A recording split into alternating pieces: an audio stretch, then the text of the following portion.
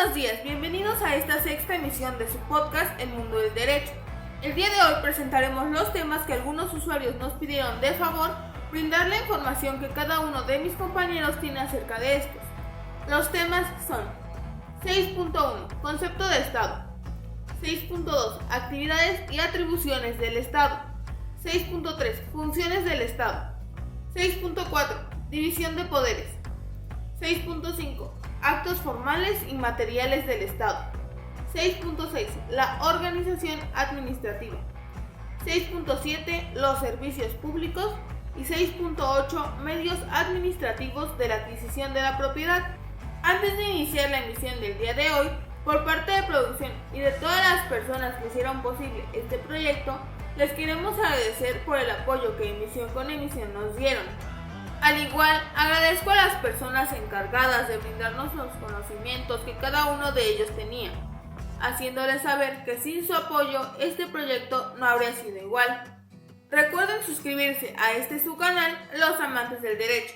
Al igual, no se les olvide activar la campanita de notificaciones, porque recuerden, no es un adiós, es más bien un hasta pronto. Sin más, damos por iniciada esta sexta y última emisión de la primera parte de su podcast El Mundo del Derecho.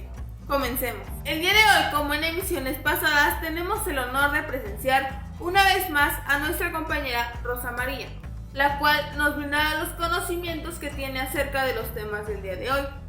¿Cómo te sientes el día de hoy? Hola Wendy, hola a todos. El día de hoy estoy muy emocionada porque, como bien mencionas, es nuestra última emisión de su podcast El Mundo del Derecho. Así que nuevamente es un placer y un honor para mí el poder acompañarlos una vez más. Y como siempre, espero que juntos sigamos aprendiendo cosas útiles e interesantes. De nada, Rosita. Al contrario, gracias a ti. Al igual, tenemos la dicha de tener aquí a nuestra compañera Daniela. Hola Dani, ¿cómo te encuentras el día de hoy? Estoy muy feliz de estar aquí en compañía de todos ustedes y vengo con mucha información que sé les interesará demasiado.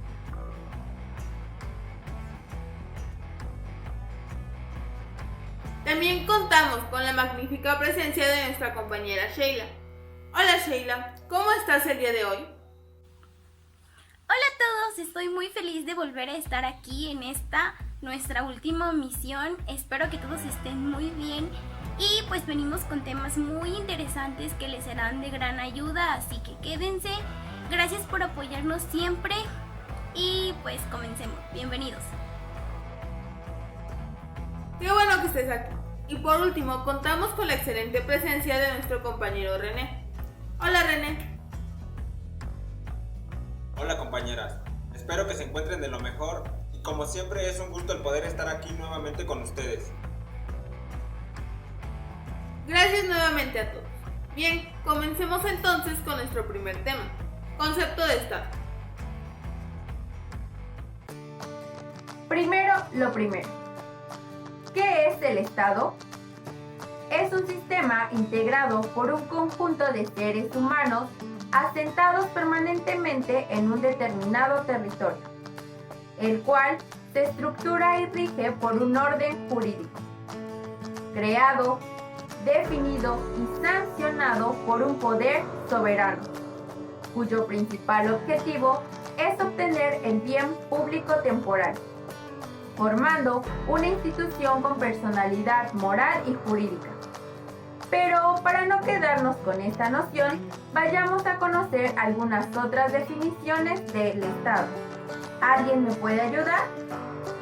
Claro que sí. Para Jelinek, el Estado es la agrupación política sedentaria con un poder de mando originario. Por su parte, Cicerón define al Estado como aquella muchedumbre humana unida por el derecho y la utilidad, mientras que para Kant es la muchedumbre unida por las leyes jurídicas. Juan Bodino nos dice que el Estado es un conjunto de familias y sus posesiones comunes gobernadas por un poder de mando según la razón. Ahora bien, Rafael Biesla define al Estado como la organización jurídica de la nación, en cuanto es esta una entidad concreta, material, compuesta de personas y territorio. Finalmente, Eduardo García Maínez nos dice que el Estado es la organización jurídica de una sociedad bajo un poder de dominación que se ejerce en determinado territorio. Como pudieron darse cuenta, existen un sinnúmero de acepciones que pretenden describir con exactitud al Estado. Sin embargo, podemos decir que la población, el territorio y el poder son elementos presentes en todas ellas. Qué interesante es este tema. Y hablando de esto, Dani, ¿tú cuáles crees que tengan más peso? ¿Los actos jurídicos o los materiales? Debemos entender que las actividades del Estado serán los actos, operaciones y tareas que realice él mismo con el propósito de lograr sus fines específicos, además de realizarse conforme a la legislación. Bien, las atribuciones serán los medios para lograr los fines estatales, siendo tan variables como los fines mismos. Entonces podemos decir que las atribuciones van de la mano con las actividades, puesto que las primeras propiciarán las segundas, dando como resultado el supuesto logro de los fines. Podemos dividir las atribuciones en etapas y en categorías. Comenzando con las etapas, nos encontramos con 3. La primera etapa tiene como fines el mantenimiento y protección de su existencia como entidad soberana, además de la conservación del orden jurídico material. La atribución del Estado consiste en abstenerse de intervenir en la vida de los particulares, más allá del límite para mantener el orden. La segunda etapa es en donde se fomenta la acción de los particulares, bien complementándola o supliéndola, y atribuyéndole la prestación de los servicios públicos. Esto es para el logro de los fines políticos, aumento en las necesidades generales y satisfacerlas. La última etapa es conocida como justicia social y consiste en conciliar la libertad del individuo con las exigencias de la seguridad social. Lo podemos entender como la intervención del Estado para el logro de relaciones obrero-patronales con el sistema económico actual, un buen trato a los obreros y la distribución de los bienes. Ahora, siguiendo con las categorías de las atribuciones, también nos encontramos 3, según Gabino Fraga. Reglamentar la actividad privada. Se refiere al establecimiento de medidas hacia los particulares para que cumplan con sus obligaciones, así como delimitar su acción y vigilar si son ilícitas o ineficaces. Sustituir total o parcialmente la actividad de los particulares o combinarse con ella. Se busca satisfacer una necesidad colectiva y para ello se tolerará la sustitución del Estado. Muy interesante el tema presentado. Daremos continuación a las funciones del Estado.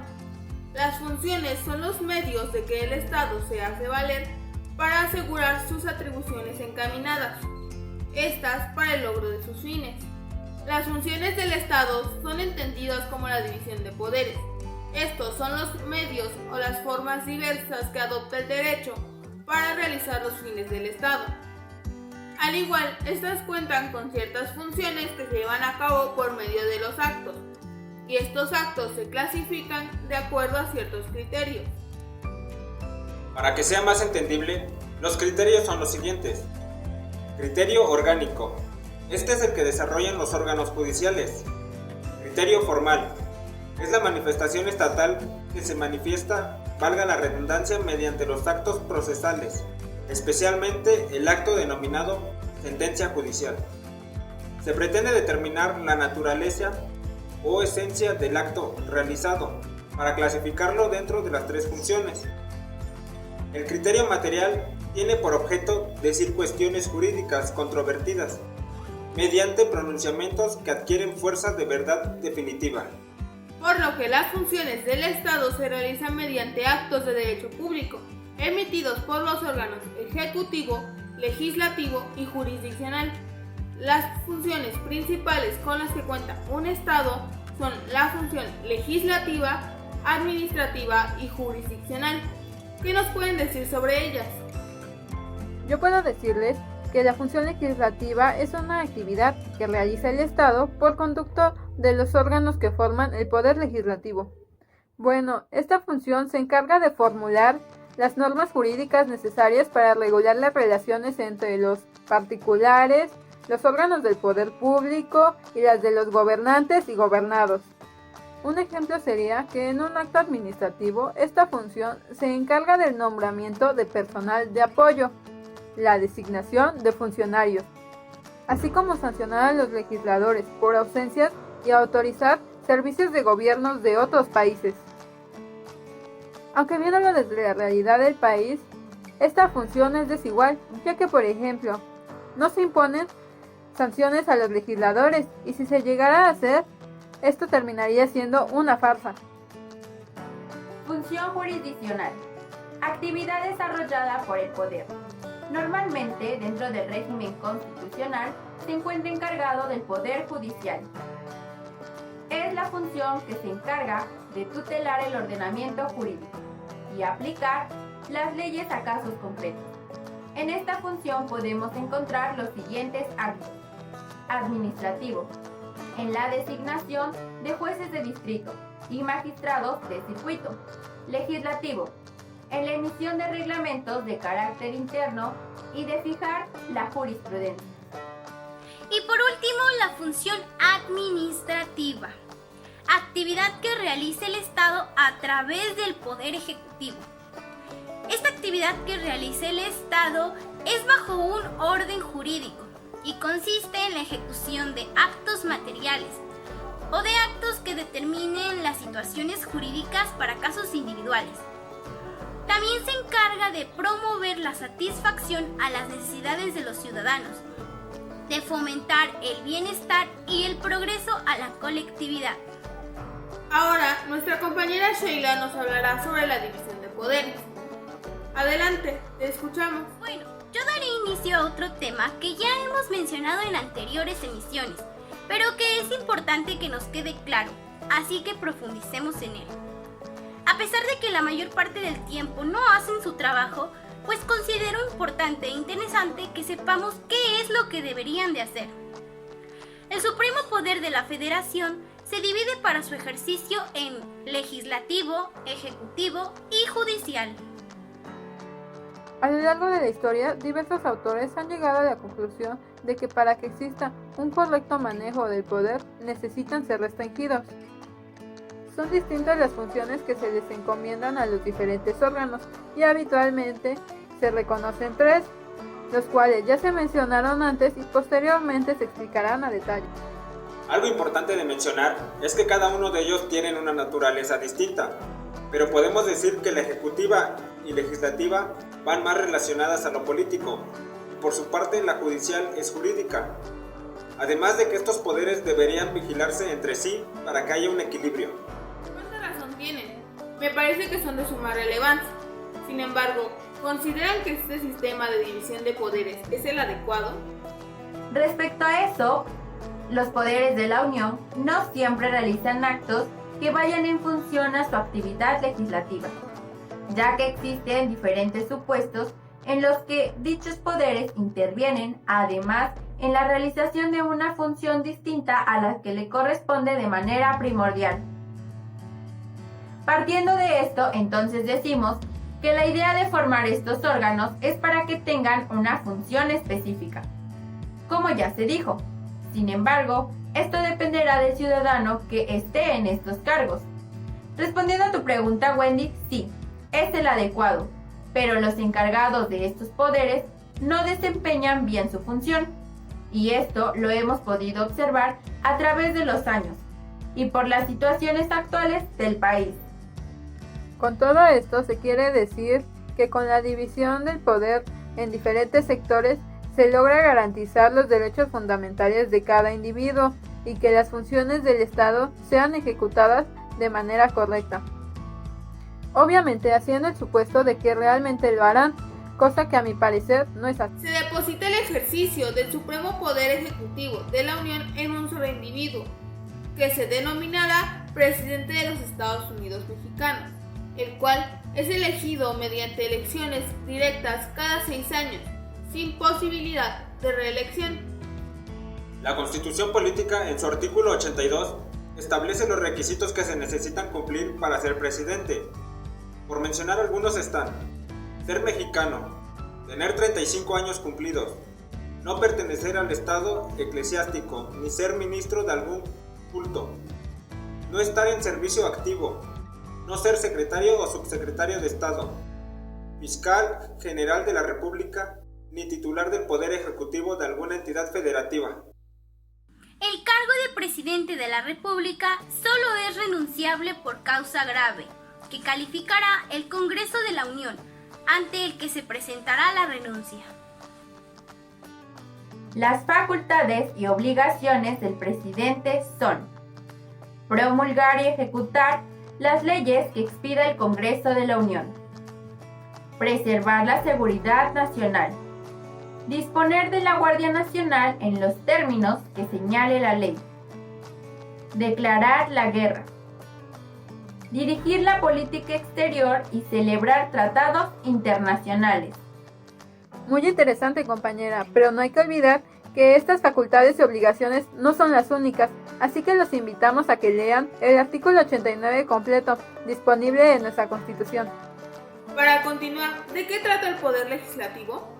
El Poder Legislativo de los Estados Unidos mexicanos se deposita en un Congreso General, el cual se dividirá en dos cámaras, una de diputados y otra de senadores. Este poder es uno de los órganos constitucionales del Estado, el cual muestra la representación popular, y este también se encarga de generar las normas con un rango en la ley. Este poder también se le es conocido como el formulador de leyes o proyectos de estas, amparados en la Constitución. El representante es el presidente del Congreso o del Parlamento. En este caso, el poder puede adoptar dos formas, las cuales son como Congreso o como Parlamento. ¿Qué nos podrían decir de estas? En el caso de que se decida adoptar la forma de Congreso, esta a su vez tiene dos tipos. 1. La unicameral. Está compuesta solo por una cámara baja de diputados, electos democráticamente. Algunos países que siguen esta forma de Congreso para el poder legislativo son Costa Rica, Cuba, Ecuador, El Salvador, Guatemala, Guyana, Honduras, Perú y Venezuela. La bicameral. Este tipo de Congreso se compone de dos cámaras, una alta y una baja. Un ejemplo de los países que utilizan esta forma del Congreso son Argentina, Brasil, Bolivia, Chile, Colombia y por supuesto México. La Cámara de Diputados se compondrá por representantes de la nación, electos en su totalidad cada 3 años. Por cada diputado propietario se elegirá un suplente. La Cámara Baja o de Diputados es aquella que cuenta con 300 diputados y diputadas electos según el principio de votación mayoritaria relativa, así como de 200 diputados y diputadas que serán electos según el principio de representación proporcional. Y la Cámara Alta o de Senadores es aquella la cual estará integrada por 128 senadores y senadoras, de los cuales en los estados y en la Ciudad de México 2 serán electos según el principio de votación mayoritaria relativa y 1 será asignado a la primera minoría. Y en caso contrario de que el Congreso decida formarse como Parlamento, el Parlamento, la expresión más idónea y democrática de la voluntad popular. Los representantes serán elegidos por el pueblo para expresar la voluntad de éste, elaborarán y aprobarán las normas y leyes de carácter general. El Parlamento está presente en aquellos estados en el que el poder ejecutivo está dividido y diferenciado por un jefe de Estado y un jefe de gobierno, como por ejemplo lo es en España e Inglaterra. Las funciones del Poder Legislativo son las encargadas de proponer, discutir, estudiar, votar, aprobar o rechazar las iniciativas de leyes, proyectos de ley o leyes amparadas dentro de la Constitución de cada país. Además, tienen el papel de vigilar y controlar el desempeño del gobierno. Pero demos paso al Poder Judicial. René, ¿qué puedes mencionarnos de este? Bueno, ya para cerrar esta división de poderes, hablaremos acerca del Poder Judicial de la Federación. Este está encargado de vigilar el cumplimiento de la Constitución y las leyes. La Constitución, en el título 3, capítulo 6, artículo 94, contiene las bases que regulan la existencia y el funcionamiento del Poder Judicial. Nos dicen que se deposita el ejercicio del Poder Judicial de la Federación en una Suprema Corte de Justicia, en un tribunal electoral, en tribunales colegiados y unitarios de circuito y en juzgados de distrito. El tercer párrafo del artículo 94 constitucional expresa que la Suprema Corte de Justicia de la Nación se compondrá de 11 ministros y funcionará en salas o en pleno.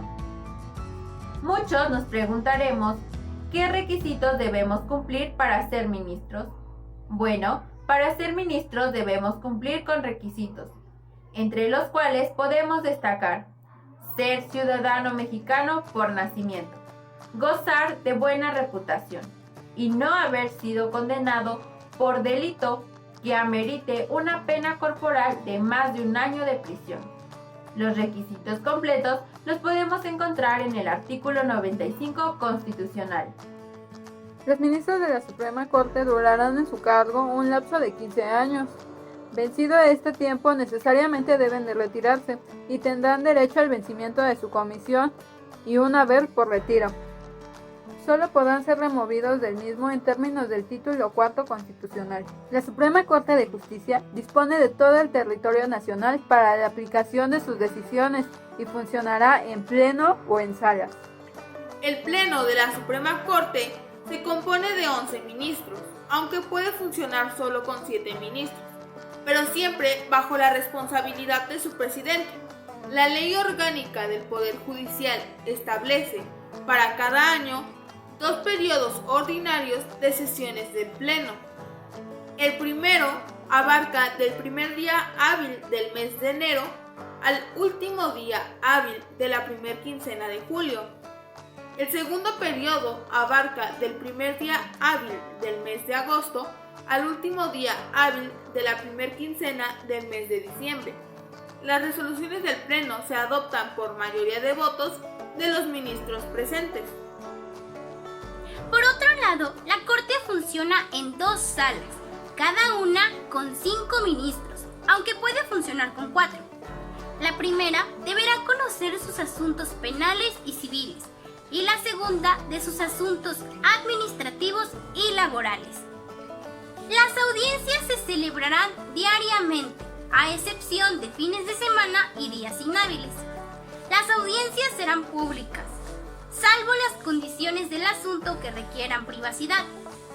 Las resoluciones se adoptan por unanimidad o mayoría de votos de los ministros presentes. El Consejo de la Judicatura Federal funcionará en pleno o en comisiones. En el primer caso, atiende los asuntos más relevantes, como la designación, adscripción y remoción de magistrados y jueces federales.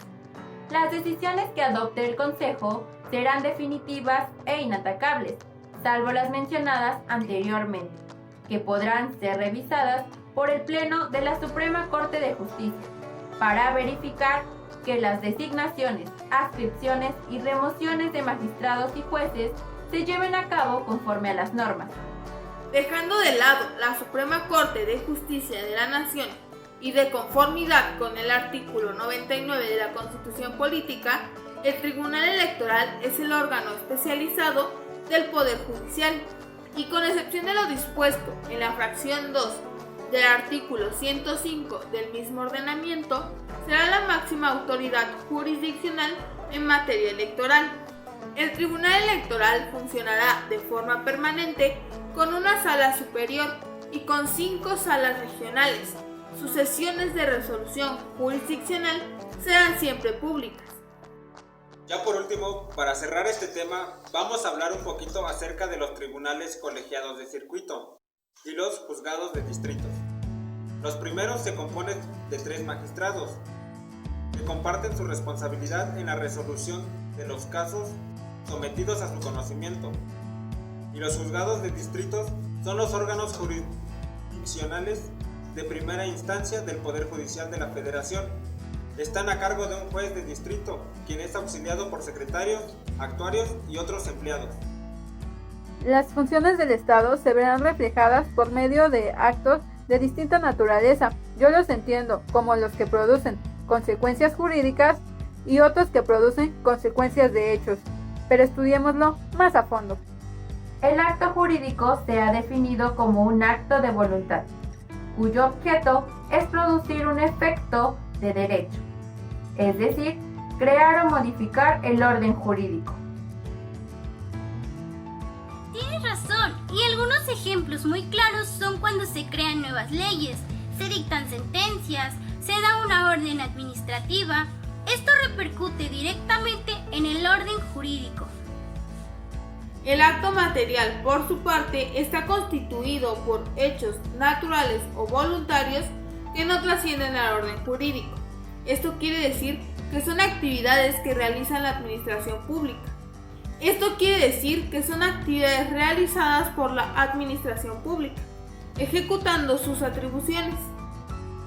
Así que podemos decir que la construcción de carreteras, movilizar la fuerza pública e impartir servicios de asistencia son ejemplos de actos materiales que tienen un mayor impacto social que jurídico.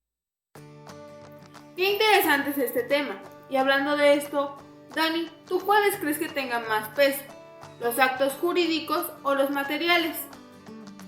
Yo diría que los actos jurídicos, porque al tener tal trascendencia en el orden jurídico, de cierta manera afectarán o definirán a los ciudadanos y la situación del país, por lo que se necesita antes de llevarse a cabo que sean analizados a profundidad por los órganos del Estado.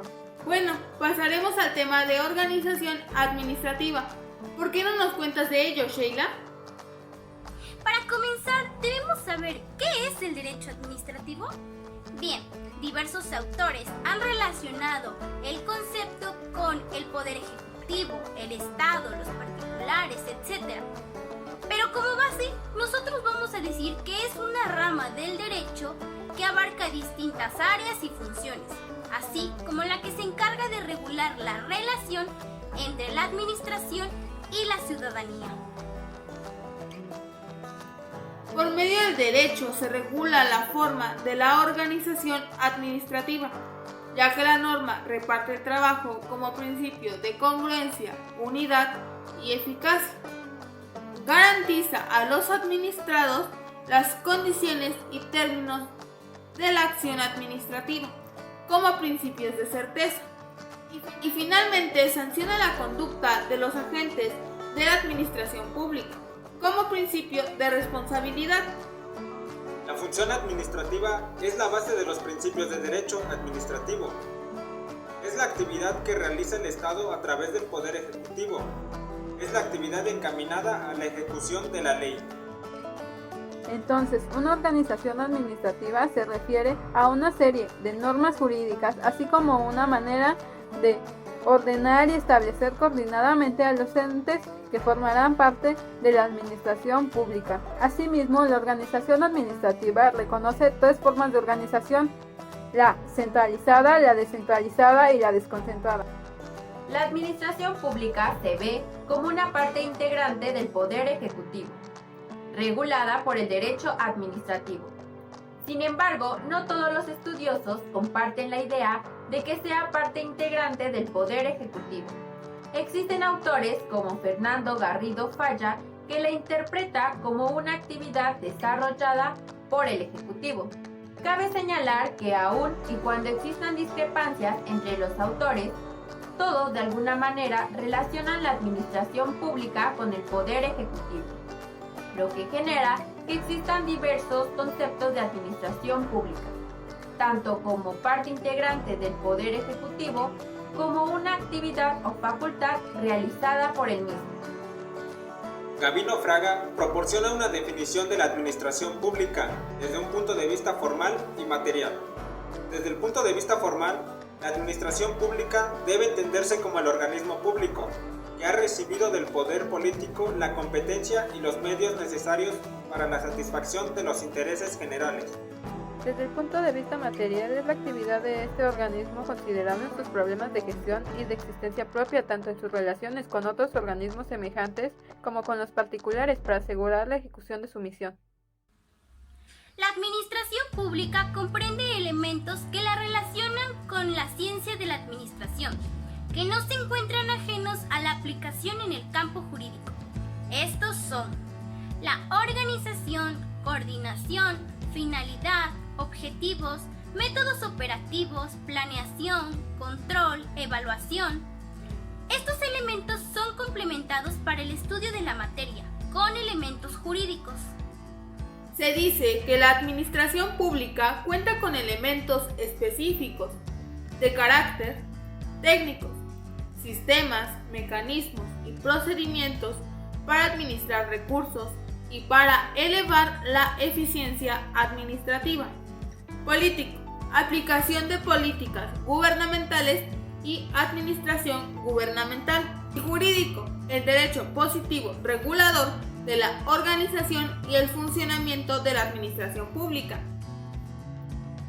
La administración pública ha sido clasificada por diversos autores, además de la propia ley, en activa, contenciosa, directa, indirecta, en niveles de mando y el tipo de organización. Hablemos ahora de la administración centralizada, y es la que nos indica la acción de concentrar la autoridad, es decir, la toma de decisiones recae o se centraliza sobre una persona o grupo en específico de individuos, a fin de optimizar el sistema de trabajo de una organización o administración de una empresa. Por otra parte, este término también se relaciona con la administración de las instituciones públicas y la gestión gubernamental. En este caso, todas las decisiones las toma la figura de mayor rango de un gobierno y los demás departamentos o entes la cumplen. Sin embargo, para Andrés Serra Rojas, la centralización puede dividirse en dos partes. A. Régimen de centralización administrativa propiamente dicho, la cual se da cuando los órganos se encuentran en orden jerárquico, dependiente directamente de la administración pública, que mantiene una unidad de acción indispensable para realizar sus fines. B. El régimen de centralización administrativa con desconcentración. Se caracteriza por la existencia de órganos administrativos que no se desligan del poder central y a quienes se les otorgan facultades exclusivas. De acuerdo a la Ley Orgánica de la Administración Pública, la centralización se organiza en la Presidencia de la República, las Secretarías de Estado, los departamentos administrativos y la Consejería Jurídica del Ejecutivo Federal. En el ámbito administrativo, la centralización promueve la uniformidad tanto en la aplicación de las leyes como en la prestación de servicios. En la organización centralizada existe un número reducido de órganos con competencia para dictar resoluciones y para imponer sus determinaciones, lo cual realizan a través de las facultades de poder que gozan. Podemos señalar como características de la administración centralizada a una relación jerárquica directa entre los diversos organismos de la administración, los cuales por tanto carecen de autonomía orgánica y financiera. El presidente es el jefe supremo de la administración, quien concentra el poder de decisión, mando, nombramiento y vigilancia. Continuaremos con la administración descentralizada. Esta, en varias ocasiones, se llega a confundir con la desconcentración, e incluso varios autores se refieren a estas dos como un sinónimo una de la otra, lo cual no es así. La descentralización es creada por el poder central para satisfacer las necesidades de las ideas democráticas y la conveniencia de dar mayor eficacia a la gestión de intereses locales. Esto hace referencia al mecanismo por medio del cual se faculta a entes territoriales o administrativos para que asuman sus funciones que se encuentran radicados en el orden central. La descentralización ha adoptado ciertas modalidades. ¿Qué me puedes mencionar de la primera? La descentralización por región o territorial. En esta se establece una organización administrativa destinada a manejar los intereses colectivos que corresponden a la población radicada en una determinada circunscripción territorial. Las razones que han conducido a este régimen de descentralización por región consisten fundamentalmente en el que se adapta de una manera más efectiva a las aspiraciones democráticas. Y desde el punto de vista administrativo significa la posibilidad de una gestión más eficaz a los servicios públicos y por lo mismo una realización más adecuada a las atribuciones que al Estado corresponden. Realización por servicio. Es la creación de una nueva persona jurídica con una esfera de competencia, órganos propios y poder de decisión sin prejuicios de las personas morales territoriales. Conserven determinadas facultades de intervención. La descentralización por colaboración. La descentralización por colaboración se origina cuando el Estado va adquiriendo mayor injerencia en la vida privada. Está constituida por una modalidad particular de la función administrativa. A su vez contiene ciertos caracteres, los cuales la hacen diferente a las otras dos formas. Por consiguiente, esta descentralización viene de ser una de las formas del ejercicio privado de las funciones. Dichos caracteres son la actividad desarrollada en el interés del Estado y el ejercicio de dicha actividad. Siguiendo con esto, conozcamos la administración paraestatal. Debemos entender que al consignar la palabra paraestatal nos referimos a los organismos y centros que por delegación del Estado cooperan a los fines de este sin formar parte de la administración pública, ya que la ley conserva a las entidades paraestatales como parte de la administración pública federal. Según el artículo 3 de la Ley Orgánica de la Administración Pública Federal, podemos identificar 3 tipos de entidades que forman esta administración. Organismos descentralizados, que realizan actividades de áreas estratégicas, prestan un servicio público o social, obtienen o aplican recursos hacia la seguridad social. Empresas de participación estatal mayoritaria. Comprende las sociedades nacionales de crédito, a las sociedades de cualquier otra naturaleza e instituciones nacionales de seguros y fianzas. Fideicomisos públicos. Son aquellas que el gobierno federal o alguna de las demás entidades paraestatales constituyen con el propósito de auxiliar al Ejecutivo Federal en las atribuciones del Estado, impulsando su desarrollo. Ahora, las características de esta administración son 1. Tiene una personalidad jurídica propia, derivada de una ley, decreto o de un acto de derecho público. 2. Los funcionarios son nombrados y removidos por el Consejo de Administración. 3. Dependen solamente de sus propios órganos de gobierno, como lo son el Consejo de Administración y la Asamblea de Accionistas. 4. Actúan con base en las leyes y disposiciones de carácter general, que rigen las actividades de campo en el que las entidades actúan. 5. Tienen un patrimonio propio, producto de la venta de bienes y oferta de servicios que constituyen el objeto de su actividad. También necesitamos conocer acerca de los servicios públicos, así que aquí les traemos esa información.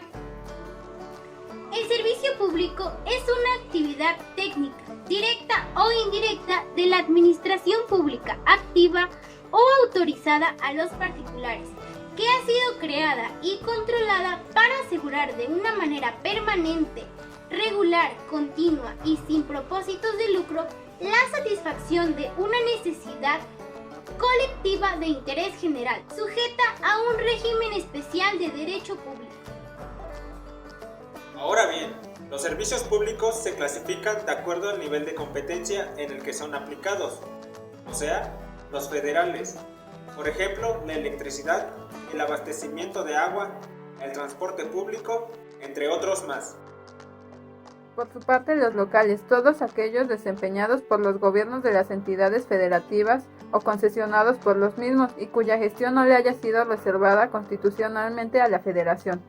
Y los municipios tendrán a su cargo los servicios públicos de agua potable, alcantarillado, alumbrado público, etc., así como los que determinen sus legislaturas locales.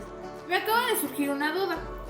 ¿Qué y cuáles son los medios administrativos de la adquisición de la propiedad?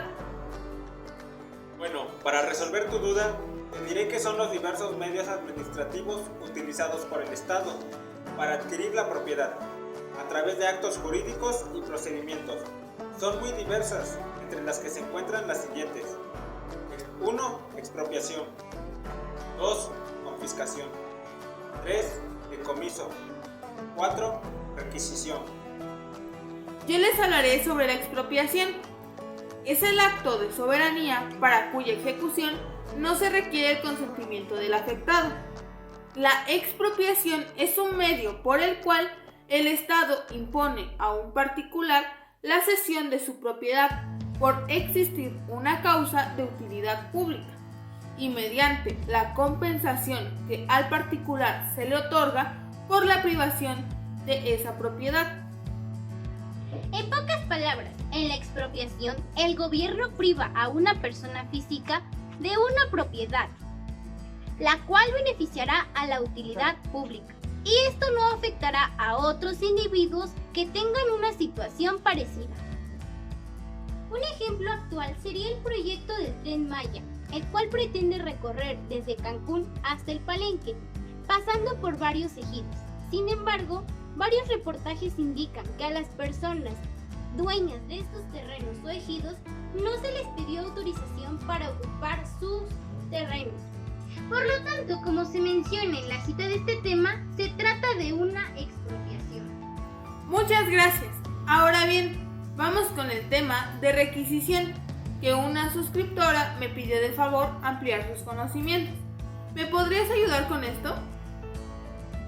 Por supuesto, podemos entender este término como la demanda imperiosa hecha por el gobierno para poner a su disposición las personas o las cosas que se necesiten con urgencia para un servicio público. Jurídicamente, la requisición es la expropiación de bienes o el uso forzoso de bienes muebles e inmuebles, e incluso la incorporación transitoria de personas en un determinado servicio, dictada por una autoridad competente para satisfacer una necesidad pública. La requisición es un proceso administrativo unilateral de la cesión forzada de bienes, que implica una limitación a la propiedad privada, principalmente inmuebles, para satisfacer urgentes propósitos de utilidad pública y mediante la indemnización correspondiente. Los casos en los cuales se puede ejercer el poder de requisición en nuestro derecho son los siguientes. En caso de invasión, perturbación grave de la paz pública o cualquier otro que ponga a la sociedad en grande peligro o conflicto. La requisición militar en tiempo de guerra. Y se puede llevar a cabo, inciso A, sobre el uso de inmuebles. Su adquisición no puede ser obtenida más que por la vía de la expropiación. Inciso B, sobre la propiedad del uso de todos los bienes mobiliarios. Inciso C, sobre los servicios de las empresas que el Estado puede utilizar según las necesidades de la nación. Inciso D, sobre los servicios de cualquier persona.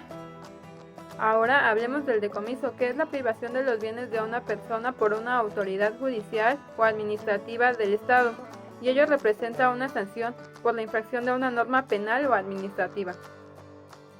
Así que lo entenderemos como la acción de apropiarse de bienes por parte de las autoridades, con la justificación de que estos fueron adquiridos de manera ilícita o son de esta procedencia.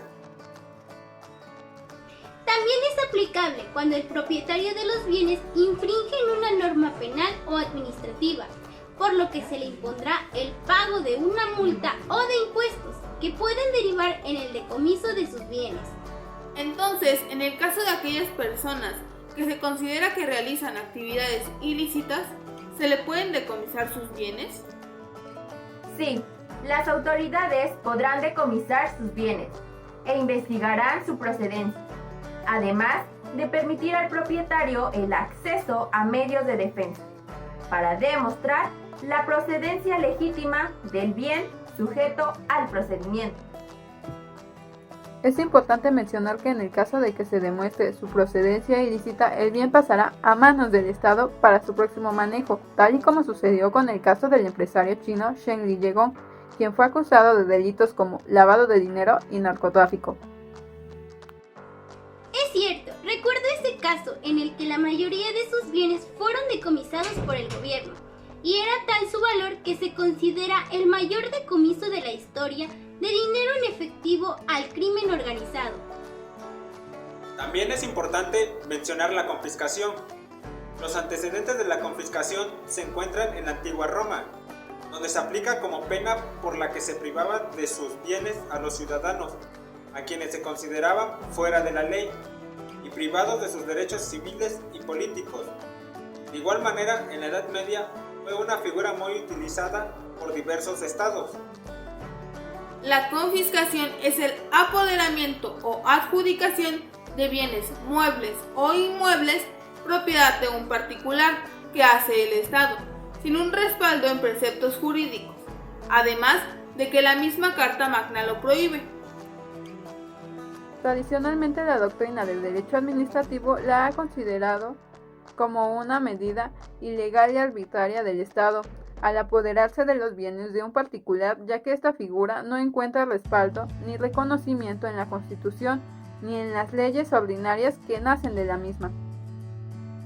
Entonces podemos concluir que la confiscación es la facultad del Estado para privar de las posesiones a una persona física o jurídica, sin compensación alguna, y dichos bienes pasan a manos estatales.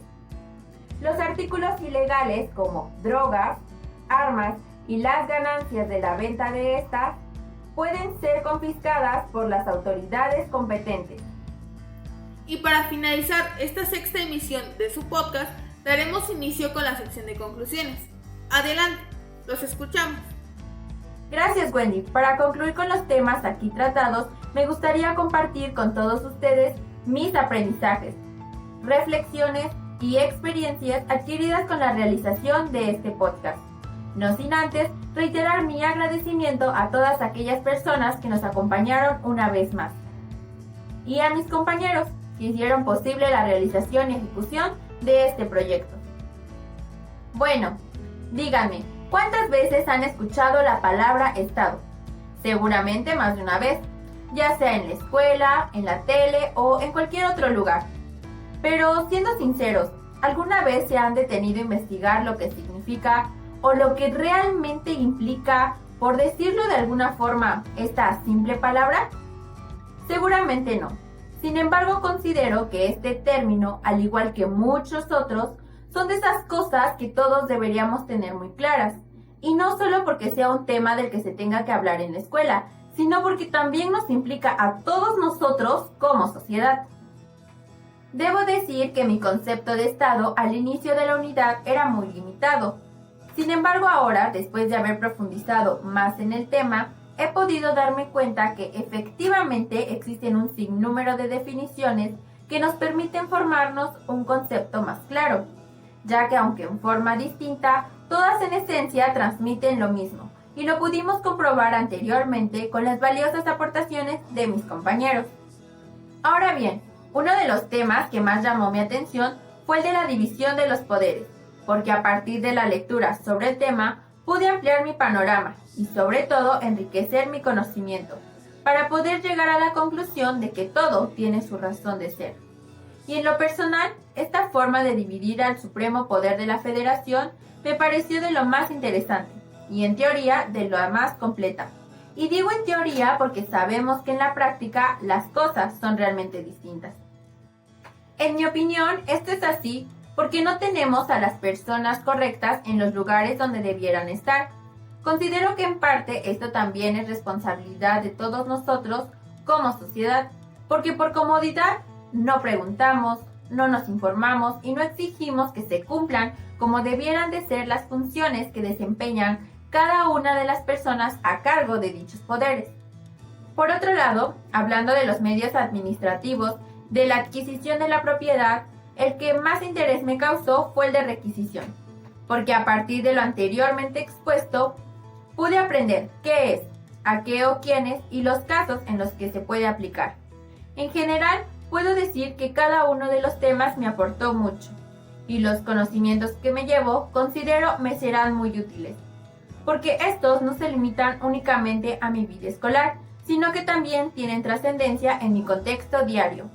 Bueno, ahora, respecto a la metodología de trabajo utilizada durante todo este curso, puedo decir que me pareció una forma muy innovadora de construir el conocimiento y los aprendizajes esperados, porque no solo implicó esta parte, sino que también nos dio la oportunidad para fortalecer habilidades y capacidades, como lo son el trabajo en equipo, el uso de las tecnologías, la creatividad, la organización, en fin, muchas más.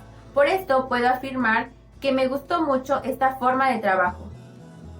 Otra de las cosas que en mi opinión se lograron con el podcast es el de despertar en nosotros el compromiso de compartir nuestros conocimientos con todas aquellas personas que nos rodean, poniendo a su disposición una manera fácil, sencilla y atractiva de aprender, y que el día de mañana les aporte algo a su vida.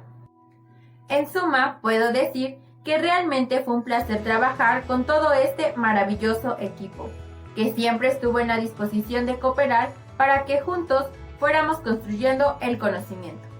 Y por supuesto que espero que en un futuro tengamos nuevamente la oportunidad de trabajar de esta manera. Agradezco también a nuestra audiencia y al docente por poner a nuestra disposición materiales que sin duda nos sirvieron de mucho. Por mi parte, esto sería todo, y espero que mis aportaciones les hayan sido realmente de gran utilidad. Y ya sin nada más que agregar, me despido.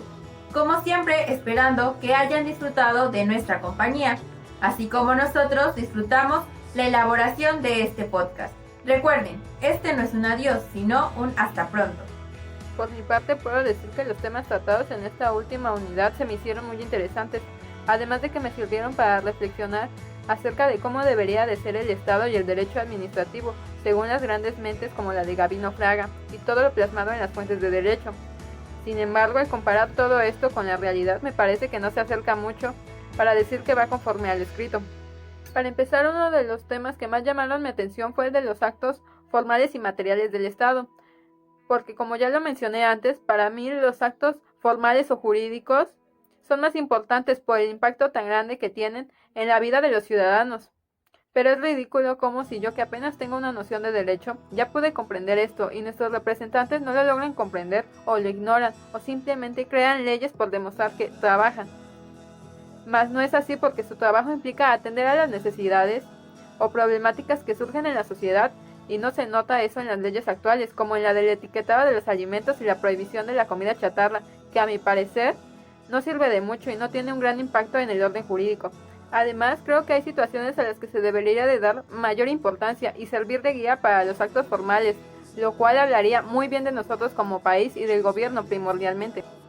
Ahora que si hablamos de los medios de adquisición de la propiedad, en específico del decomiso, me llamó la atención que este derive del pago de multas y la realización de actividades ilícitas, así que esto me recordó a una de las ponencias del Congreso en donde se hablaba de lavado de dinero.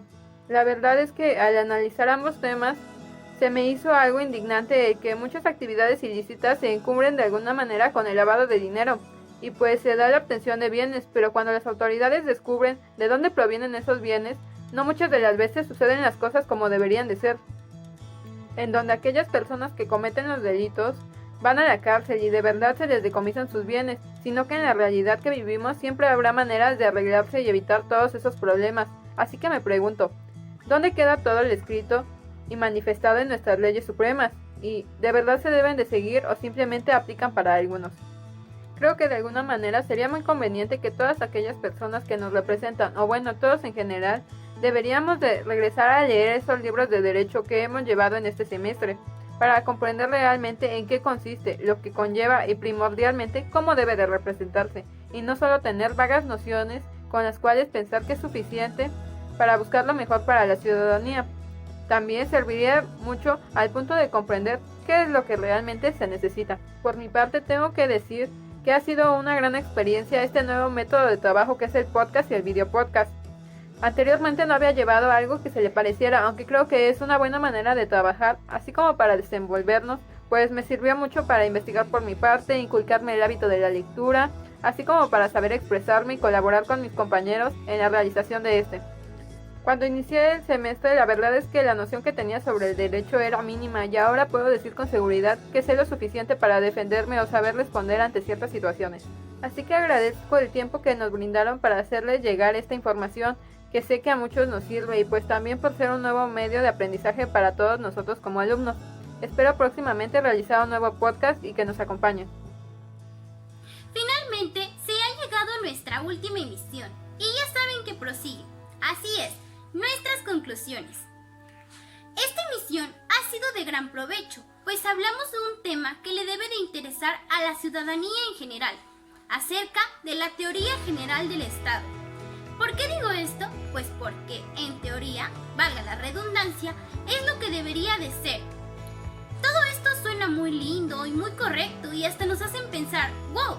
¡Qué buenas leyes y procedimientos tenemos en nuestro país! Y en cualquiera en general. Sin embargo, la realidad es totalmente distinta. Pues para comenzar, los que están en el poder no hacen nada. Y cada que inicia un nuevo periodo, solo intentan quedar bien y se sacan ideas tontas de la cabeza que ni siquiera son coherentes. Además de que no le dan prioridad a lo que realmente hace falta y que es muy notable.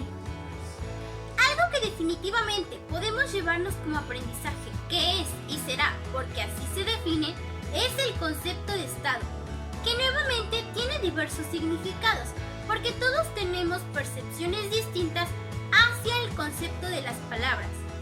Por mi parte concluyo que es una organización compuesta por un conjunto de seres humanos o ciudadanos que se rigen bajo leyes como sociedad dentro de un territorio. Y algo de suma relevancia es que, a pesar de todos estos significados, concuerdan en algo: población, territorio y poder, este último bastante superior y mal manejado. Bueno, pues este Estado tiene sus respectivas actividades, o sea, aquellas acciones que se han de llevar a cabo para cumplir un objetivo, y atribuciones.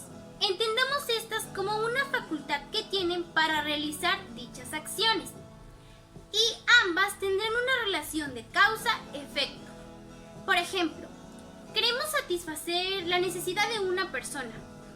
Se necesita entonces de un servicio, ejemplo, pero además de alguien, o sea, una persona que determine cómo se hará, qué se utilizará y las limitaciones, etc. Las atribuciones son el medio para realizar dichas actividades. Estas pueden dividirse en etapas y categorías. Dentro de las etapas nos encontramos con atribuciones de mando, donde entra la policía, el mantenimiento y protección, seguridad, salubridad, etc. Además de atribuciones para mejorar la economía de la ciudadanía, respecto a los servicios públicos y la justicia y seguridad para todos. Una vez más nos ponemos a pensar, qué interesante todo esto. Si parecen tener todo perfectamente estipulado y para que la sociedad conviva armónicamente y en equidad, según lo que nos dice todo esto, ¿por qué estamos como estamos?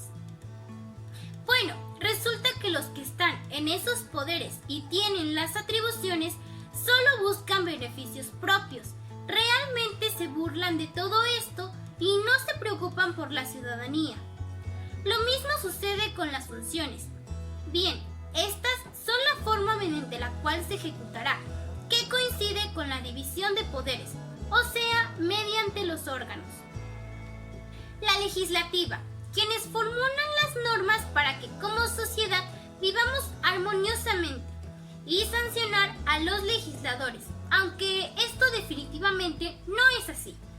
Es más probable que sancionen a alguien por robar alimento, una persona que realmente lo está haciendo por desesperación y suplir una necesidad básica, que a un legislador que puede realizar acciones tan graves que traigan consecuencias negativas al país en general.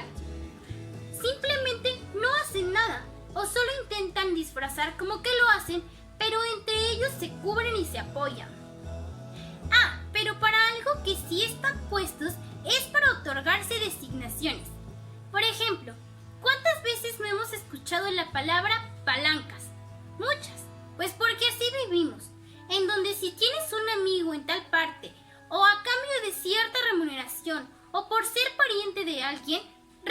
se soluciona el problema.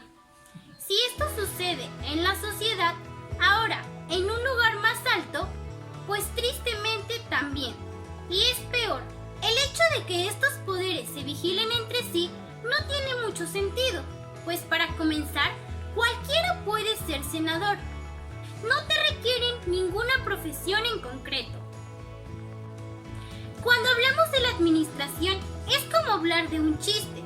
Ustedes deben pensar, oye Sheila, ¿pero cómo? Si tú estás estudiando y ya sabes de eso. Sí, ya sé, pero que estamos muy mal. Creo que todos alguna vez hemos escuchado a una persona criticar y criticar y criticar y que esperan que el cambio surja solito. Algo que no pasará si no trabajamos en ello. Hablar de mejorar es complicado, pues se requiere cambiar de mentalidad. Pero, ¿cómo vamos a cambiar los pensamientos de todo el país? Algo que no sabía era respecto a los medios de la administración, donde el gobierno toma propiedades para el bien común, como la expropiación. Esto se me hizo muy interesante, pues no sabía que podían hacer uso de estos terrenos aunque tuvieran dueños. Conozco personas que tienen terrenos cerca de la vía pública, de un cementerio para ser exactos, y esto me lleva a pensar en la expropiación y que en algún momento podrían hacer uso de estos para el bien de la comunidad. Es importante mencionar que toda esta información es de suma relevancia para cada uno de nosotros. Muchos podrían pensar, ¿cómo? ¿A mí para qué? Si estoy consciente de esto y los que están en el poder siguen sin hacer su trabajo y vivimos en un país tan desigual. Lo sé, estoy consciente de eso, pero también estoy consciente de que si como ciudadanía que se preocupa por su nación presionáramos más a los gobernantes, no lo harían tanto, o por lo menos no lo harían con tanta desfachatez. Como ya se mencionó en anteriores emisiones, todo esto se creó por y para el pueblo. Pero si el pueblo no pone ni la más mínima atención en saber de su historia, de sus leyes, en qué tipo de personas elegimos para representarnos, pues no tiene caso. Sí, aquellos que están arriba tienen la culpa, porque no tienen ética ni son empáticos. Pero también es nuestra culpa, porque lo dejamos todo a la deriva. Si bien aquí les hemos presentado información real y que pueden verificar por ustedes mismos, deben estar conscientes de que esto no se hace así.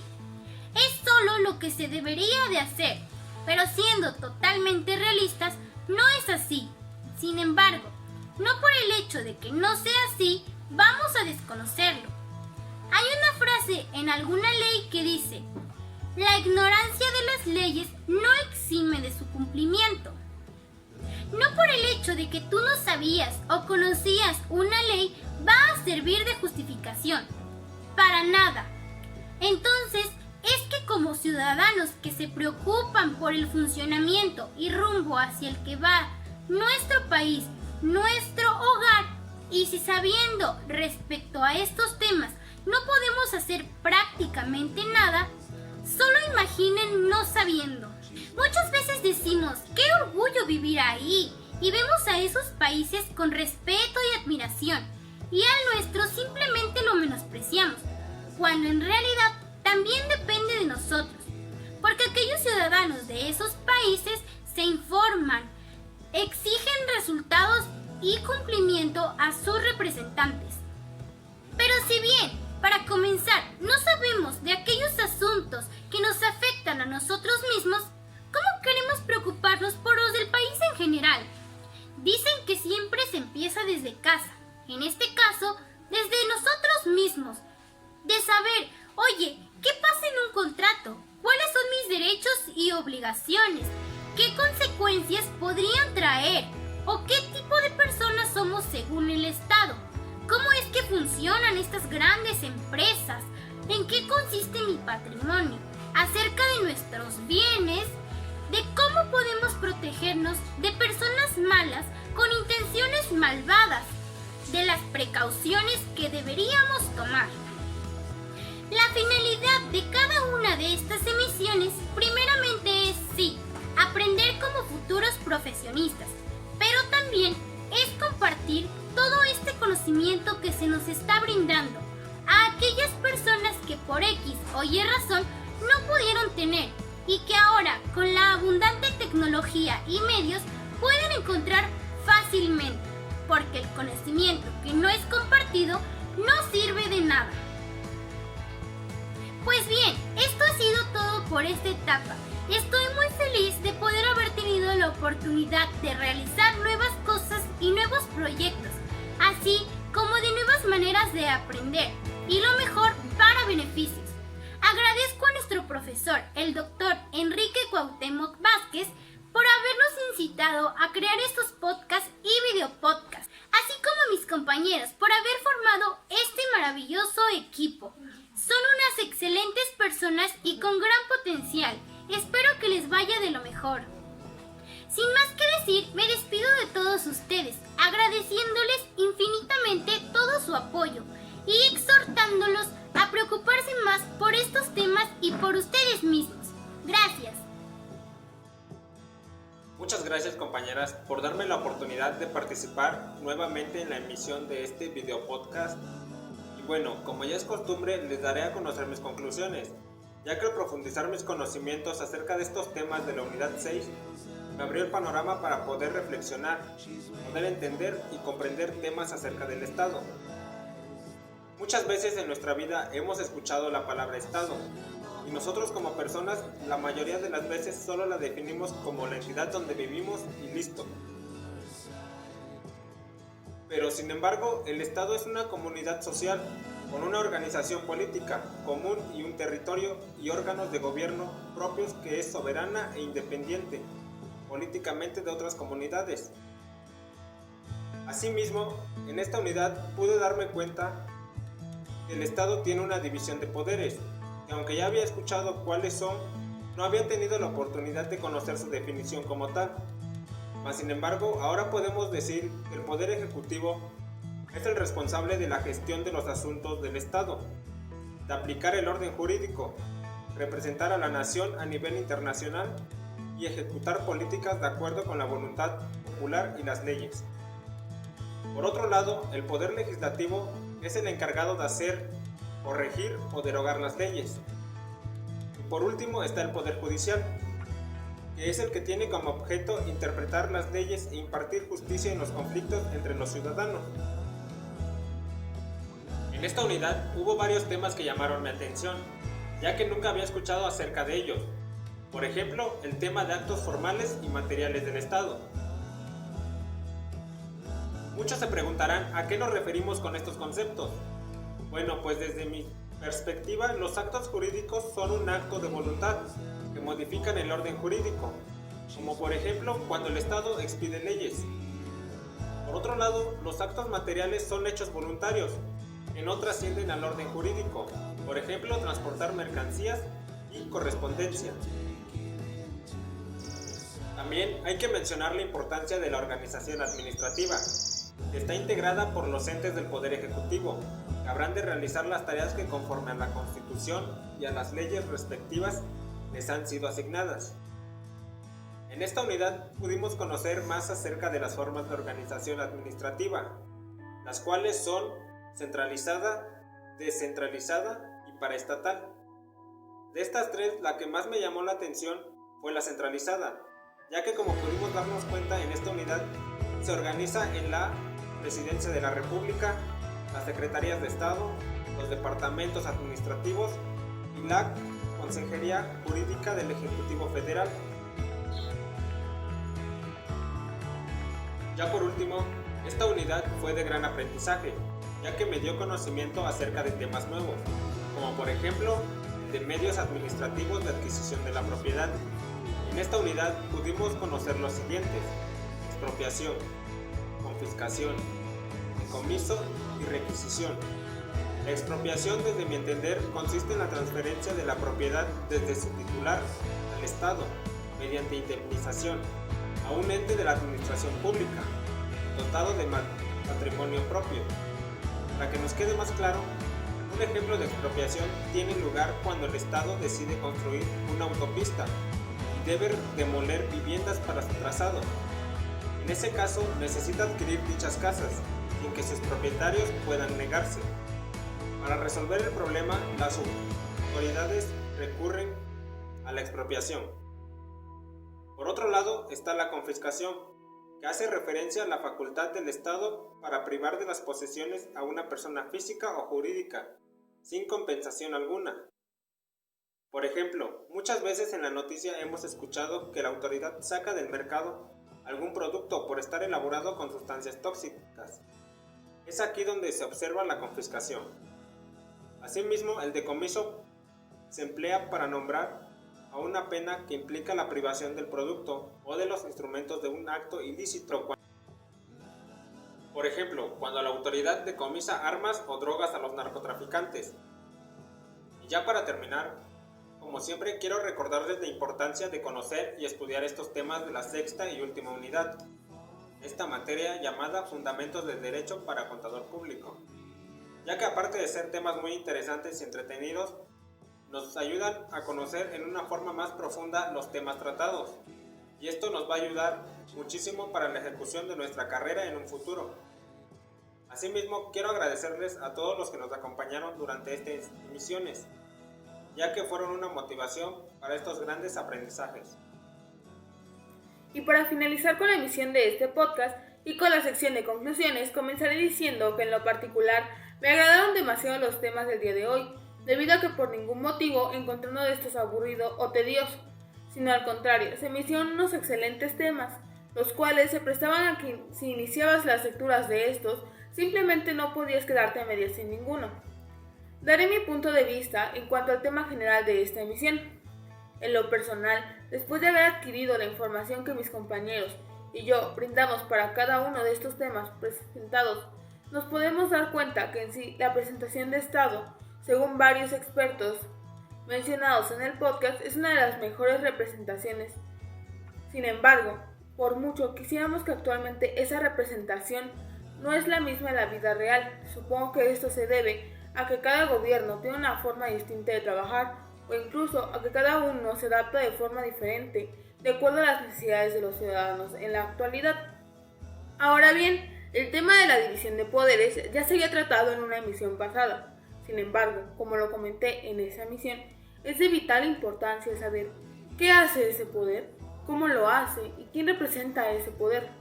El día de hoy decidimos ampliar un poco más la información de estos, ya que probablemente en la emisión pasada solo se tocaron esos poderes de forma general, e indudablemente me complace decir que a lo mejor los poderes actualmente no se desarrollan sus funciones al 100%.